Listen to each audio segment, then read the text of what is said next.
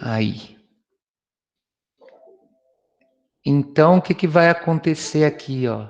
Só um minuto, peraí. Tem alguém que está entrando. Não. O que vai acontecer aqui é o seguinte.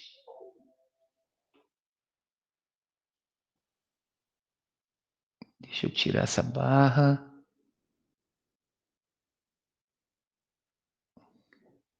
Eu tenho a corrente percorrendo meu fio condutor que se encontra na vertical, o sentido dessa corrente é para cima.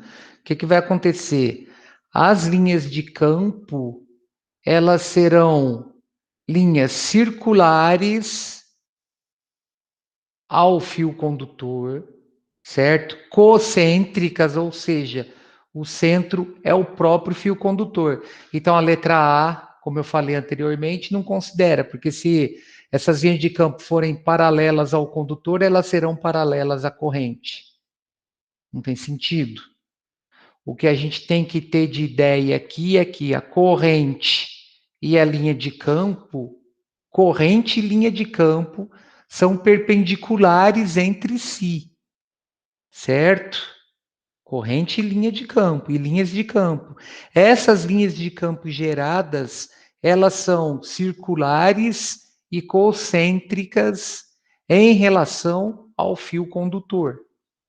Então, não pode ser a letra A, nem a letra B, nem a letra C, nem a letra D. Ah, professor, mas está colocado aí que elas são perpendiculares, certo? Tudo bem, elas são perpendiculares, mas elas são orientadas em relação à circunferência que elas geram em torno do fio condutor. Olha lá, ó, ela está falando aqui que elas são perpendiculares e orientadas para o condutor. Então, se essas linhas de campo fossem perpendiculares e orientadas para o condutor, elas seriam retas, por exemplo, horizontais aqui, com sentido em direção ao fio. Na letra D, seriam retas horizontais, com sentido de afastamento do fio. Não é isso que acontece. Então, a resposta é a letra E, porque elas são circulares, concêntricas, ou seja, possuem o mesmo centro, cujo centro é o próprio condutor. Olha lá, ó, as linhas de campo de indução magnética geradas por uma corrente elétrica que passa por um fio retilíneo são circunferências concêntricas, cujo centro é esse fio. A resposta é a letra E. Exercício 6, que ficou em dúvida também. Um fio condutor retilíneo é percorrido por uma corrente elétrica contínua de intensidade igual a 2 amperes. Então, essa corrente aqui é fixa, tá? O valor dessa corrente horizontal para a direita. Seu sentido é indicado na ilustração, ou seja, o sentido dela é para a direita. Determine o campo magnético nos pontos M e N gerado por essa corrente elétrica. Aí foi dado que a permeabilidade magnética do meio é 4π vezes 10 a menos 7 Tesla vezes metro por ampere. Bom, o que eu fiz? Além de determinar a intensidade, eu determinei a orientação também, eu determinei o sentido, tá? A direção vai ser perpendicular, certo? Então, em relação à direção, como a corrente é horizontal, o campo magnético, sendo perpendicular a essa corrente, ele só pode ser vertical.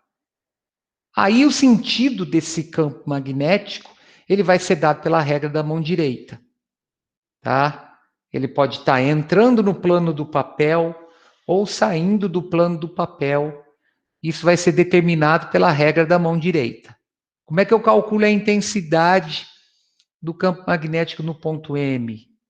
É a permeabilidade magnética vezes a corrente, dividido por 2πr, onde esse R é a distância do ponto ao fio condutor. Só que eu tenho que lembrar que eu tenho que transformar isso em metro. Então, eu tenho que transformar esses 10 centímetros em metro aqui. É esse 10 vezes 10 a menos 2 aqui no denominador, que corresponde a essa distância do fio ao ponto M. Bom, aí eu substituo. A permeabilidade magnética por 4π vezes 10 a menos 7. A corrente foi dada 2. 2 vezes π vezes r, que é 10 centímetros, que corresponde a 10 vezes 10 a menos 2. Bom, aí eu simplifiquei, ó. Π com π, 2 com 2. O que ficou em cima? 4π vezes 10 a menos 7. E embaixo, 1 vezes 10 a menos 1, que é 10 vezes 10 a menos 2. Aí, conservando a base 10 e subtraindo os expoentes, o resultado dá 4π vezes 10 a menos 6 Tesla. Eu orientei isso daí. O que acontece? O meu fio retilíneo está aqui, a corrente está indo para a direita. Então, em M, eu tenho esse campo magnético saindo do plano do papel, em M. Como é que eu faço essa representação num plano? Eu represento por um pontinho. Olha lá, ó, saindo do plano do papel, isso vai estar representado por um pontinho. Então, a representação do campo em M é esse pontinho. Aí, como é que eu calculo a intensidade do campo magnético em N? É a mesma coisa. Só que mudou o que agora? Mudou a distância do ponto ao fio retilíneo. Eu dobrei a distância. Dobrando a distância, eu divido a intensidade do campo por 2. Elas são inversamente proporcionais. Olha lá, ó, substituindo a permeabilidade por 4π vezes 10 a menos 7, a corrente continua sendo 2. E agora o meu R é 20 centímetros, 20 vezes 10 a menos 2. Vamos melhorar. Melhorando, ó, divide todo mundo, que é comum. Então, no numerador eu tenho 4 vezes 10 a menos 7. No denominador eu tenho 2 vezes 10 a menos 1. Olha lá, ó, é a metade. 2 vezes 10 a menos 6. Bom, a resposta, pessoal, seria 4 vezes 10 a menos 6, 2 vezes 10 a menos 6. Por quê? Porque ele pediu só a intensidade do campo. Eu melhorei aqui. Eu determinei a orientação. Qual que é a orientação do campo? Primeiro, a direção dele é vertical. Por quê? Porque a corrente está na horizontal. Campo magnético e corrente são perpendiculares entre si. O sentido, ele está relacionado à regra da mão direita. Então, ó, como a corrente é para a direita, certo? Nesse meu fio retilíneo, em N, que é a parte de baixo, eu vou estar fechando a minha mão no fio. E no momento que eu fecho a minha mão no fio, no ponto N, eu vou ter o campo magnético entrando em N, tá? Tá lá, entrando no plano do papel e a representação é pelo X. Beleza? Então tá aí, tá resolvida. E a 7, achei interessante, a 7 ela é bem completa, tá? Foi bom ter surgido dúvida nessa questão. A questão 7 é a seguinte: um estudante de física realizou um experimento no laboratório para medir a variação da intensidade da corrente elétrica em um fio retilíneo extenso em função do tempo, além de outras propriedades físicas.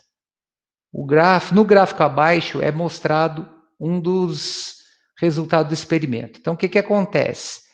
Houve uma variação da corrente elétrica de 0 até 1 ampere no intervalo de 0 a 2 segundos. A partir de 2 segundos, de 2 a 6 segundos, essa corrente é constante, tá? Observe que eu estou relacionando no meu diagrama corrente e tempo. A área do gráfico no intervalo de tempo determinado corresponde à carga total, tá? Ela é numericamente igual à carga. Aí o que mais que foi dado? Com base no enunciado e nas duas figuras abaixo, assinale as proposições corretas. Então, o que foi dado também? Foi dada uma representação de uma corrente elétrica entrando no fio condutor, e essas linhas concêntricas representam o meu campo magnético. Então, como é que eu tenho que analisar isso? Eu tenho que olhar o fio de cima, certo? Nesse caso agora eu estou olhando meu fio de cima. E eu olhando meu fio de cima, a corrente está entrando nele. Beleza? E essas linhas circulares representam as linhas de campo na figura 1. Na figura 2, eu tenho a representação vetorial do campo magnético e do campo elétrico relacionado a essas linhas circulares, onde eu tenho uma corrente de intensidade I entrando no plano da folha, tá? Então seria isso daqui, ó. O meu fio está aqui perpendicular à folha, tá? Meu fio está perpendicular à folha e a corrente está entrando aqui, beleza? Só que eu estou olhando isso de cima. Aí a primeira proposição. A carga elétrica que atravessa uma seção transversal do fio condutor entre os instantes 2 e 4 segundos é de 4 coulomb. Vamos ver o que está acontecendo? Ó. Entre 2 e 4 segundos, eu tenho uma área que corresponde à área de um retângulo, e essa área do retângulo ela é numericamente igual à carga. Ela é a carga elétrica. Por que eu posso dizer que ela é numericamente igual à carga elétrica? Porque quando a gente determina a intensidade de corrente elétrica, a intensidade de corrente elétrica é a quantidade de carga que atravessa a seção de um fio condutor no intervalo de tempo qualquer. Então, se eu multiplico o I, que é a corrente, né, representado por esse segmento vertical aqui, por ΔT, que é a variação do tempo, eu tenho a quantidade de carga no meu fio condutor. Nesse meu retângulo, a base é 4 menos 2, né? É esse segmento aqui, e a altura é 1. Então, observem, a afirmação é falsa. Por quê? Porque entre os instantes de 2 a 4 segundos, a corrente elétrica é de 1 ampere. Como é que eu calculo essa quantidade de carga? Pelo produto dessa corrente pela variação do tempo. Então lá, a corrente é constante, 1 ampere, e o tempo varia 2 segundos. Logo, a quantidade de carga elétrica é de 2 coulombs. Aí na afirmação 2, a figura 1 representa corretamente as linhas de campo magnéticos produzidas pelas correntes elétricas no instante 4 segundos. Bom, no instante 4 segundos, voltando lá no gráfico, a corrente é 1 ampere, tudo bem, a corrente é constante. Então tem um valor de uma intensidade de corrente constante entrando no plano do papel, certo? Então, se essa corrente está entrando no plano do papel, ela é representada pelo meu polegar entrando aqui na tela do notebook. Beleza? Como é que eu determino a intensidade as linhas de campo magnético representada pela direção e sentido? Elas são perpendiculares aqui, ó, forma ângulo de 90 graus, beleza. Corrente entrando no plano, linhas de campo perpendiculares a esse plano. Agora, o sentido dela é dado com um abraço, né, a fechada da mão no meu fio condutor. Ah lá, perfeito. Corrente entrando no plano, sentido do campo, sentido horário. Está representado perfeitamente. Então, a proposição 2 é verdadeira. Olha lá, ó, pela regra da mão direita, o polegar no sentido da corrente, ele está entrando na folha. E as linhas de campo magnético têm o sentido da fechada da mão. Na hora que eu fecho a mão no fio, eu fecho no sentido horário. Perfeito, correto. Os elétrons se deslocam no fio condutor com velocidade próxima da luz. Não, o que acontece? Né, eu chego aqui, ligo o interruptor do quarto. Na hora que eu ligo o interruptor, instantaneamente a luz acende. Isso não está relacionado à velocidade da luz aos elétrons. A velocidade dos elétrons é baixa.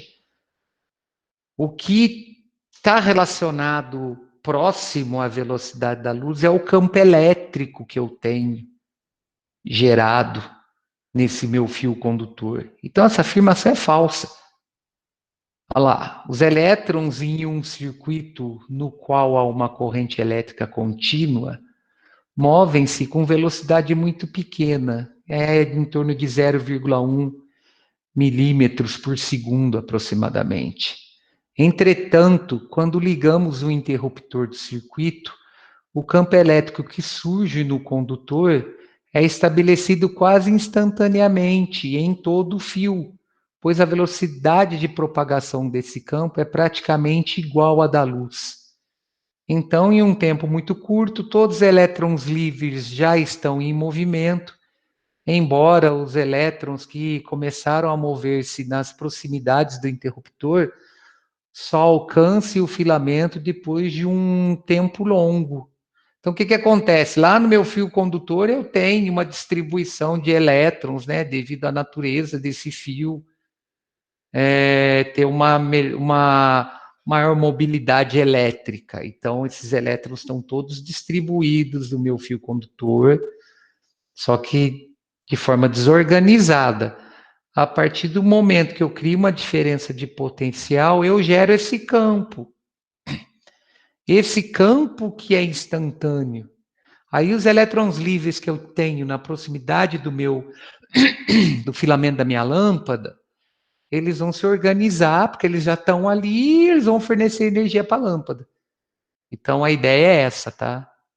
A próxima à velocidade da luz, porque está relacionado. O campo está próximo à velocidade da luz. Aí eu tenho os elétrons nesse lado do filamento aqui, eles vão levar um tempo para chegar nesse outro lado do meu filamento. É fácil de entender. A velocidade dele é de 1 milímetro por segundo. Então, se esse meu fio condutor tem 1 metro, por exemplo, ele tem 1000 milímetros. Aí é só relacionar, né, o tempo que eu vou ter para esses elétrons chegarem na outra extremidade do meu fio. Basta eu dividir o comprimento desse fio em milímetros pela velocidade. Eu tenho tempo segundo. Leva 1000 segundos para eles percorrerem esse fio condutor. Porém, o que eu tenho que deixar claro é o seguinte: eu tenho elétrons livres na extensão total do meu fio retilíneo. Então, aqueles elétrons livres que estão lá na ponta do meu fio retilíneo, próximo ao filamento da lâmpada, eles vão ser entregues primeiro. Beleza? Aí a 8. O número de elétrons que atravessam uma seção transversal do fio condutor entre os instantes 2 e 6 segundos é de 2,5 vezes 10 a 19 elétrons. Bom, o que é a seção transversal do fio? A seção transversal do fio é o círculo formado quando eu corto esse fio perpendicularmente a ele. Então, por exemplo, eu tenho meu fio na horizontal aqui, eu faço um corte transversal aqui, ó, na vertical. Eu vou ter como área a área desse círculo aqui relacionada ao diâmetro do fio.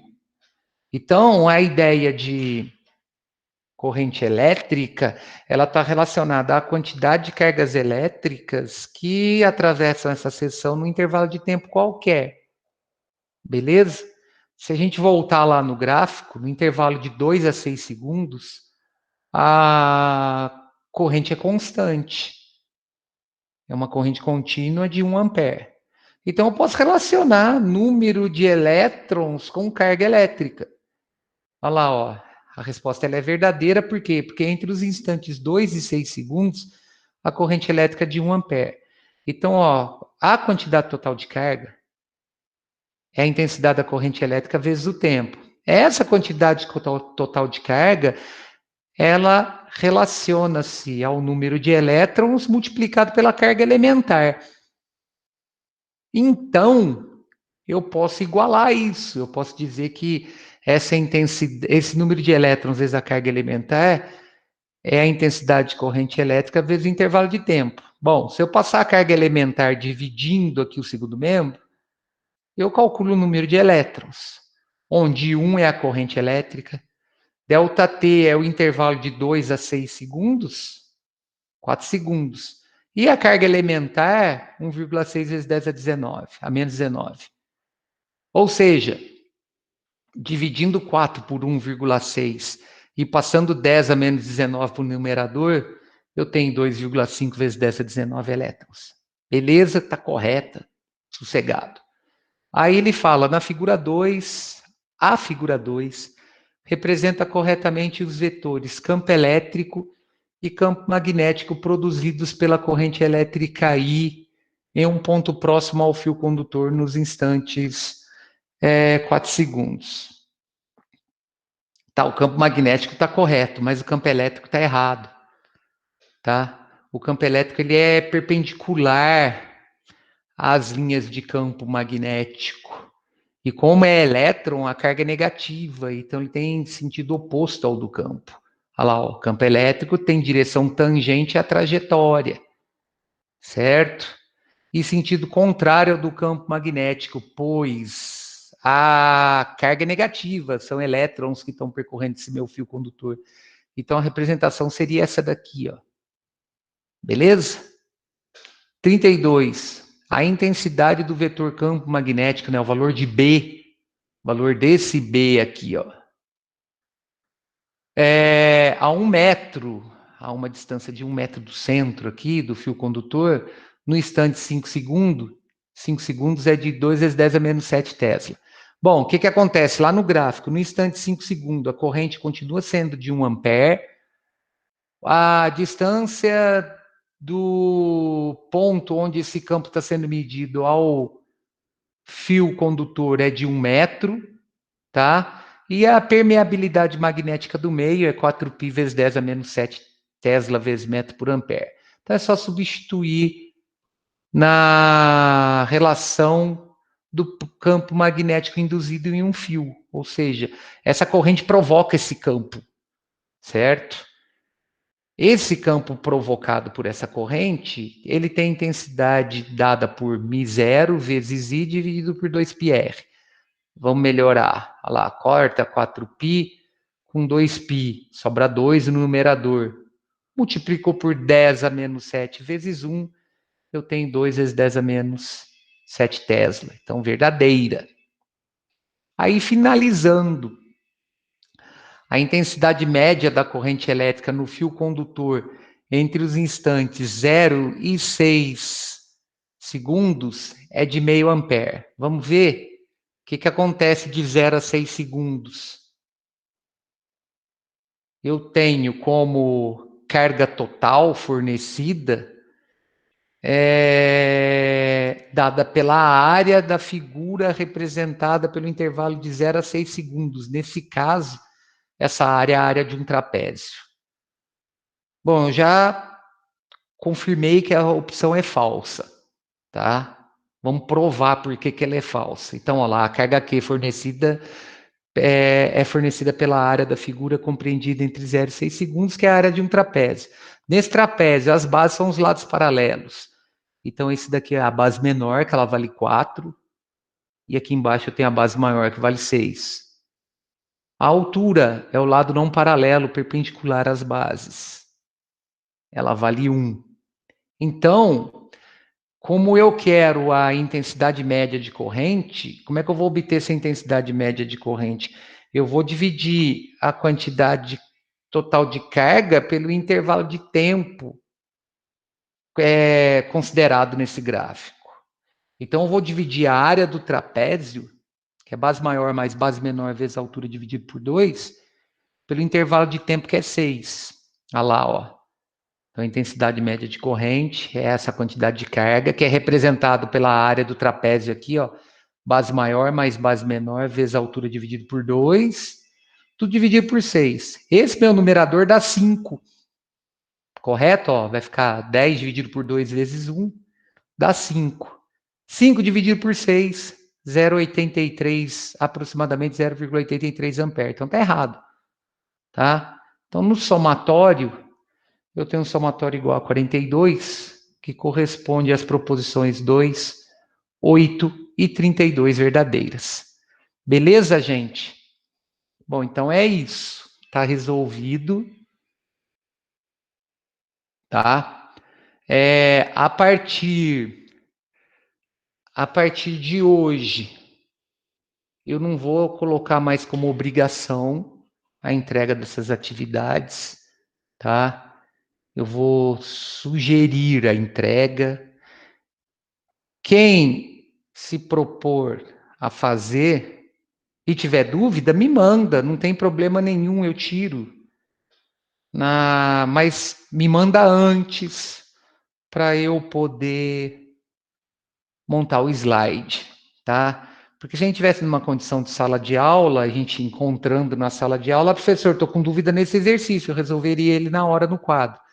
Aqui fica meio complicado. Até tem jeito, tem uns periféricos que você coloca que, né, caneta ótica, dá para você resolvendo. Mas, por enquanto, eu não estou pensando em investir nisso, não. Tá? Bom, pessoal, vamos fazer o seguinte. Eu vou resolver agora as atividades que ficaram para trás do exercício 13 em diante, na página 22. Tá? É esse exercício aqui, já está até no ponto certinho aqui. Bom, esses exercícios, agora eles estão relacionados à introdução da força magnética, né? A força gerada pela corrente elétrica, a gente usa a regra da mão direita número 2, né? O polegar, ele vai representar a velocidade de propagação dessas partículas ou a intensidade de corrente. Os demais dedos, eles indicam o sentido do campo, né? Observe que eles são sempre perpendiculares, tá? O dedo aberto aqui, o dedo polegar aberto, vai indicar a formação do ângulo de 90 graus aqui com os demais dedos, né? E a força magnética é perpendicular a eles em relação à palma da mão, eu tenho cargas positivas, no dorso da mão eu tenho cargas negativas, tá? Então, na página 22, nós temos o seguinte exercício. O espectrômetro de massa é um equipamento utilizado para se estudar a composição de um material. A figura ilustra diferentes partículas de uma mesma amostra sendo injetadas por uma abertura no ponto O, aqui, ó. Beleza? De uma câmara a vácuo. Essas partículas possuem a mesma velocidade inicial V, paralela ao plano da página. Então tá aqui assim, ó, vou dar só a ideia aqui, tá? Vamos supor que aqui é a câmara de vácuo, isso aqui é a câmara de vácuo, essas partículas estão entrando aqui assim, ó, paralela ao plano da página, beleza?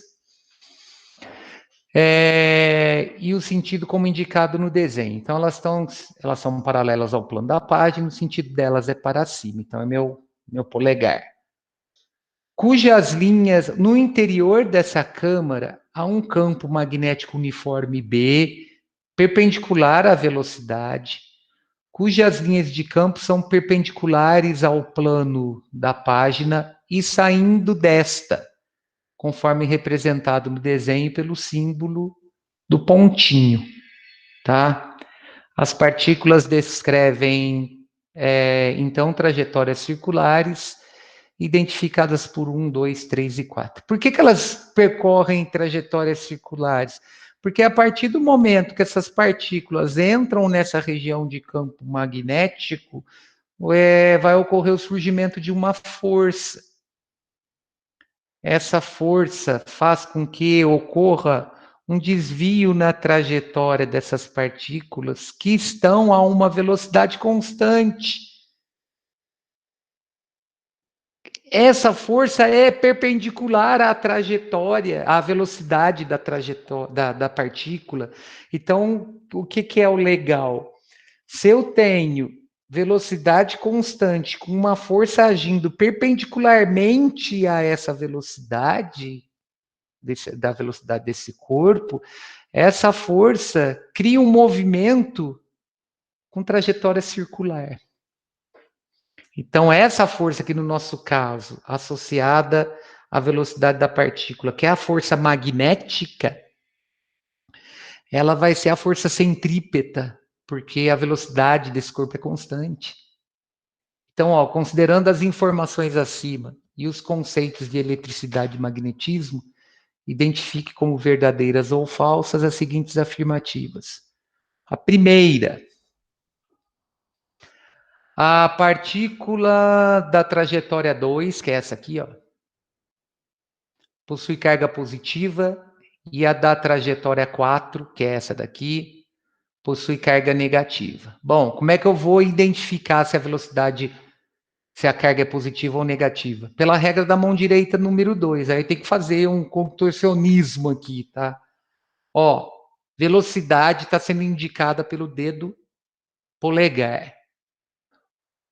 O campo é sempre perpendicular à velocidade, certo? Então, se a velocidade é para cima, vertical e para cima, eu vou ter aqui no plano do papel essas linhas de campo magnético horizontais, certo? E elas vão estar saindo do plano como a indicação na câmara de vácuo.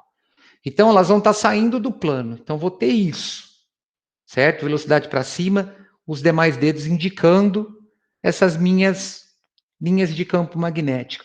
O que acontece? Na palma da mão, o vetor força magnética, saindo da palma da mão, ele representa as forças magnéticas em cargas positivas.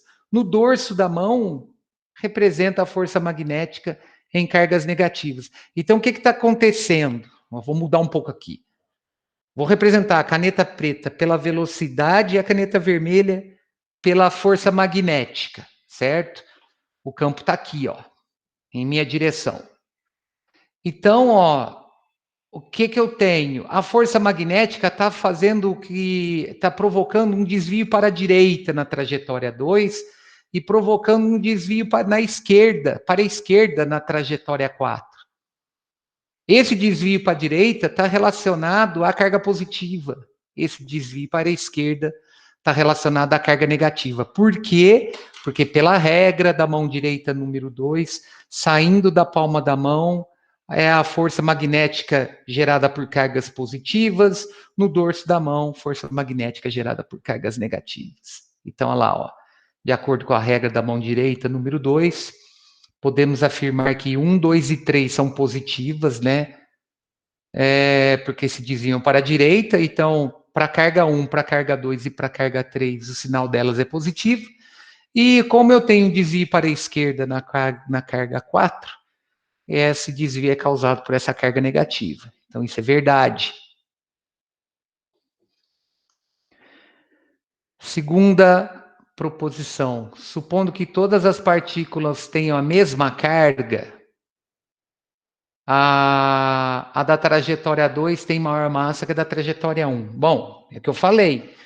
Como eu tenho uma carga com velocidade constante entrando numa região de campo magnético, vai ter o surgimento de uma força magnética que vai desviar a trajetória dessa carga.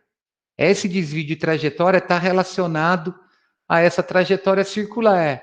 Mas é a única força que está agindo é a força magnética. Então, neste caso, a minha força magnética é a minha força centrípeta.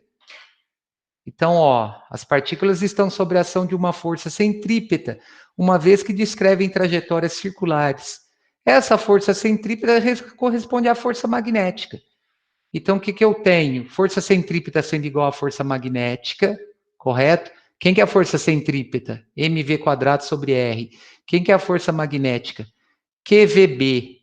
Então, isolando o raio, porque eu quero determinar o raio em função da quantidade de carga, da massa, da velocidade e do campo, isolando o raio, eu posso cortar o expoente 2 da velocidade aqui com essa velocidade denominador. Então, o raio da trajetória circular descrita por essa carga numa região de campo magnético é a razão entre o produto da velocidade e da massa e do módulo da carga pelo campo. Vamos entender uma coisa. Quem que é constante aqui nessa expressão? Velocidade, carga, porque ele falou aqui, ó, supondo que todas as partículas têm a mesma carga. Campo magnético não varia. Então eu só posso variar o raio, neste caso aqui, se eu variar a massa. Observe que a massa é diretamente proporcional ao raio. Quanto maior a massa, maior o raio. Então, com base nessa relação, é possível afirmar que as partículas com mais massa apresentam maior raio. Mas vamos deixar uma coisa bem clara. Mantendo constante velocidade, carga e campo magnético, se eu aumentar a massa, eu aumento o raio. Beleza? Então, ela é verdadeira. Aí vamos mudar a ideia agora relacionada a essa expressão. Supondo que todas as partículas tenham mesma massa agora, então o que nós vamos manter constante? Massa m, velocidade de propagação da partícula dentro da região de campo e a intensidade do campo. Vamos variar a carga, certo? Aí ele fala o seguinte, supondo que todas as partículas tenham a mesma massa, a da trajetória 3 tem maior carga que a da trajetória 2. Vamos analisar, ó. O raio, ele é obtido pela relação entre o produto da massa e da velocidade dividido pelo módulo da carga vezes a intensidade do campo magnético. Então, se eu mantenho massa, velocidade e intensidade de campo constante, variando a carga, estou louco. Variando a carga, eu vou fazer uma variação do raio, certo? Eu vario o raio. Ou seja, de forma inversamente proporcional. Se eu aumentar a carga, eu diminuo o raio e vice-versa. Então, vamos analisar aqui, ó. Ele está fazendo uma comparação da trajetória 3 com a trajetória 2. O raio da trajetória 3 é maior que o raio da trajetória 2. Logo, a carga na trajetória 3 tem que ser menor que a carga na trajetória 2. Então, a carga nessa trajetória, ela é menor que na trajetória 2, certo? Então, é falsa. Porque ele está afirmando que na trajetória 3, ele tem maior carga que a trajetória 2. É o contrário. E fechando, se o módulo do campo magnético B fosse aumentado, agora nós vamos manter constante massa, velocidade e quantidade de carga, e vou variar o campo magnético. Então, ó, se o módulo do campo magnético B fosse aumentado, todas as trajetórias teriam um raio maior. Vamos ver, ó, é fácil de entender. Eu vou manter massa, velocidade e quantidade de carga agora constante. Observe que este campo é o denominador aqui na relação. Então, ele vai variar de maneira inversamente proporcional com o raio. Então, se eu aumentar a intensidade do campo magnético nessa câmara, eu vou diminuir o raio de todas as trajetórias, tá? Porque eles vão variar, eles variam de maneira inversamente proporcional. Então, é falso. Então, eu tenho como resposta a letra D, a primeira e a segunda afirmações verdadeiras, terceira e a quarta afirmação falsas. Beleza, gente? Bom, depois do intervalo, eu vou resolver o restante, tá? Provavelmente nós vamos ficar só nesses exercícios hoje, tá? Porque são exercícios com muito detalhe, principalmente esse exercício 4, que eu tenho que relacionar em todos os casos a regra da mão direita número 2, para poder obter a intensidade da força magnética, o sentido da força magnética, tá? Então vamos fazer o seguinte, vamos fazer um intervalinho agora. Na volta, eu resolvo esses exercícios que estão faltando. Beleza, gente? Então até daqui a pouquinho, já que a gente volta aí. Um abraço, pessoal.